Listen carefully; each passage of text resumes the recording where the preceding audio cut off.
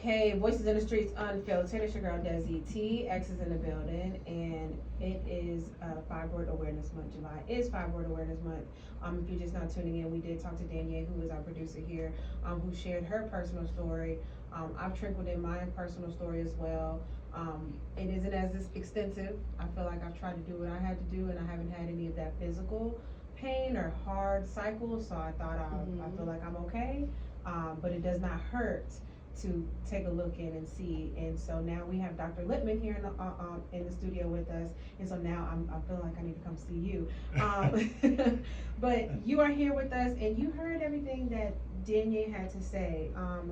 First of all, I want to hear some of your thoughts towards some of the things that she shared, saying that they saw 4, and then at the end they saw 29 fibroids. Right. Well, the surgeries, everything that she had to do. Just what are your thoughts towards it as a doctor? well, there's a lot to unpack here, but I don't know the specifics, but just from what I'm hearing, her story is complicated. She has a lot of things to unpack.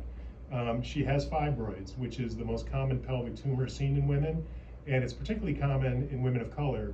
80% or more of adult African American women have these benign tumors. They're not cancerous, which is great, not cancer, but it can cause a lot of misery, as you heard. Yes. It was causing her misery. It's the #1 reason why women have heavy periods, so that will be the most common thing that comes into my office at the Atlanta Fibroid Center.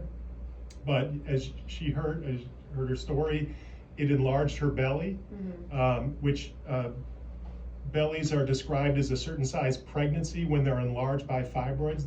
These tumors are hard and firm, they're like rocks, and they'll press on whatever is next to them, and it was enlarging her uterus. It was also putting pressure on her belly button. Now, she also had another condition called endometriosis, which is the lining cells are called the endometrium.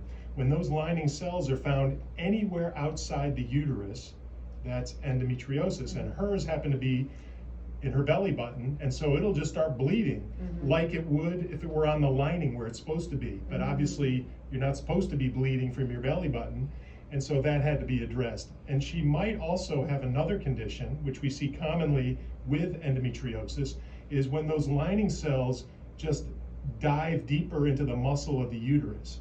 That's a condition called adenomyosis. They can't call it endometriosis, even though that's what it is, because it's still in the uterus.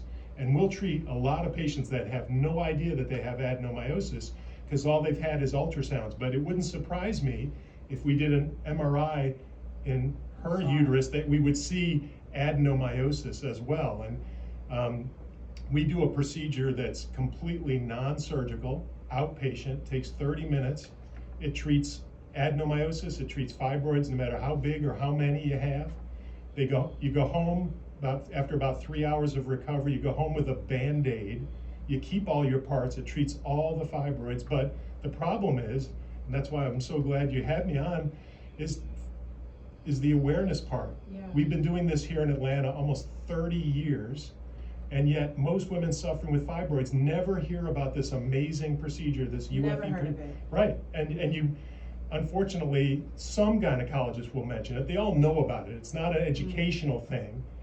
They all know about it, but they're surgeons. Gynecologists are all surgeons, and they love to operate. Sometimes you carry a hammer, you see the world as a nail.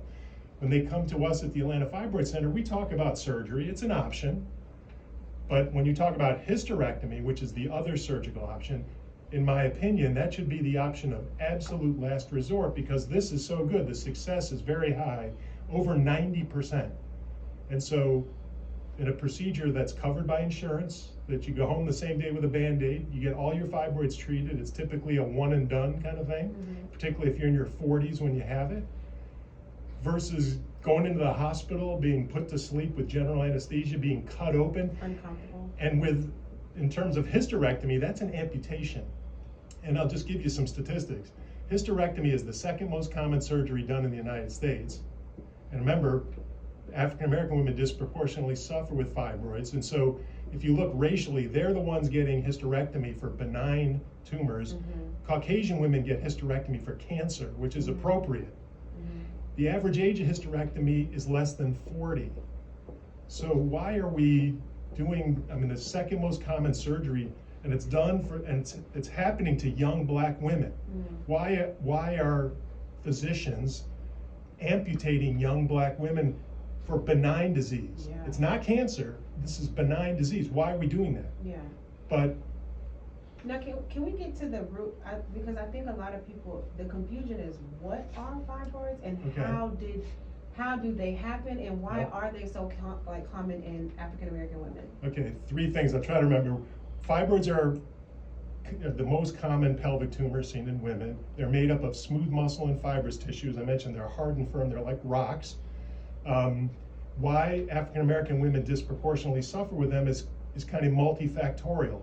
Some things you can control and some things you can't. It does run stronger in African American families, the genetic. You can't pick your parents, so you can't do anything about that. But as you heard from her story, there are things you can do that will help your symptoms. So for instance, while we don't know where fibroids come from, and I definitely want to talk about that if we can, because that's an important disparity Yes. of why we don't know about that. But when they do arrive, they grow with estrogen. Estrogen is stored and produced in body fat. And if you look racially, African American women have the most body fat than all other racial groups.